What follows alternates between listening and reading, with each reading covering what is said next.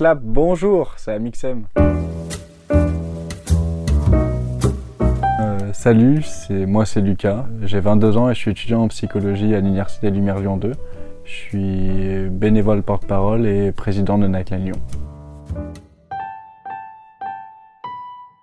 Pour moi la santé mentale, déjà dans un premier temps on a tous et toutes une santé mentale.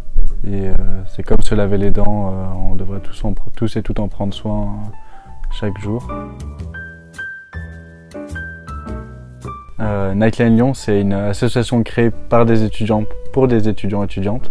Et donc on est une antenne de Nightline France. Et donc on a des bénévoles qui sont formés à l'écoute active et qui tiennent des permanences chaque soir de 21 h jusqu'à 2h30 du matin.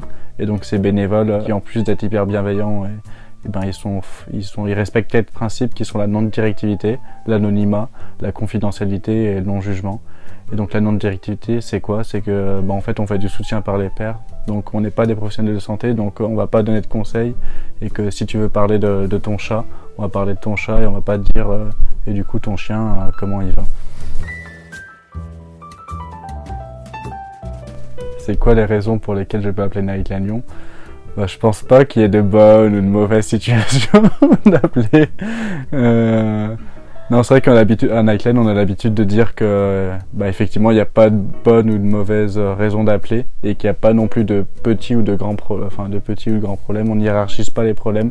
Donc, en fait, un ou une étudiante peut appeler en sortant du cinéma pour parler du dernier film qu'il a vu ou parler du stress des examens, des partiels ou de son job étudiant ou de son anxiété, vraiment de tout ce qu'il ou elle veut.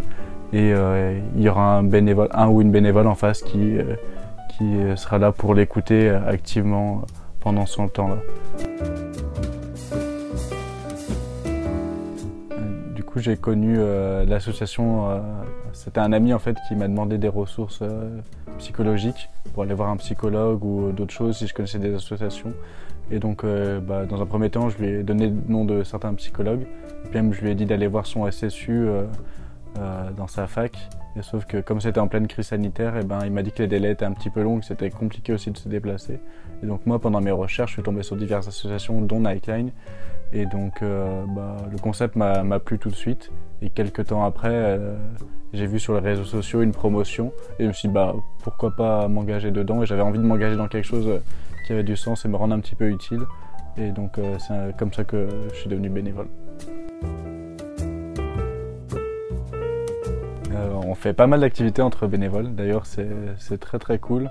À Lyon, c'est vrai que c'est un peu l'amour qui règne, donc on fait pas mal d'activités autour de ça. Et par exemple, quand c'était l'hiver, on a pu faire des activités, on a pu aller à la patinoire, on a pu admirer le talent et le non-talent de certaines personnes, et pas mal d'activités avec des rapports artistiques, en rapport avec la création artistique, et donc on fait pas mal de choses.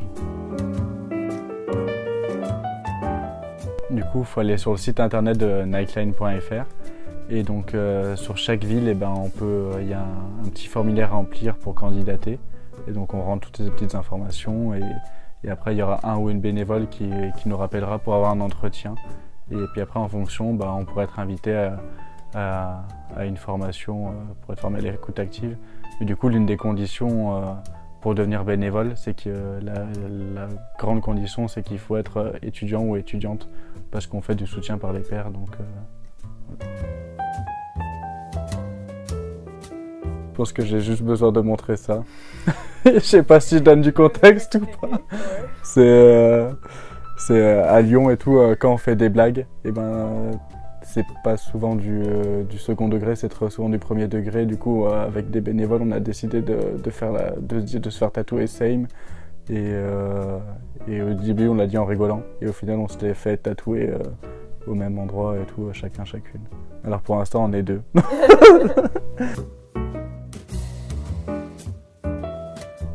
Tarte à la praline, dans un premier temps parce que Sophie, la déléguée territoriale, elle kiffe la praline. Et aussi parce que je suis végétarien, donc c'est compliqué.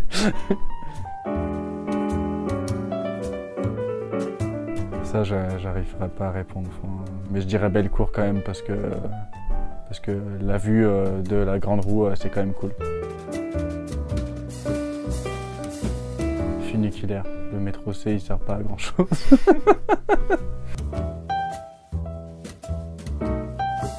Que c'est une asso superbe où on rencontre vraiment plein d'étudiants d'horizons totalement différents, donc c'est ça qui est hyper enrichissant parce que du coup dans notre cursus on les aurait peut-être pas forcément rencontrés et là en plus c'est des personnes avec des valeurs communes et qui sont très très fortes et qui s'engagent jour et nuit d'ailleurs parfois pour cet objectif-là d'améliorer la santé mentale des étudiants et donc ça en fait une asso plus que cool. Ouais.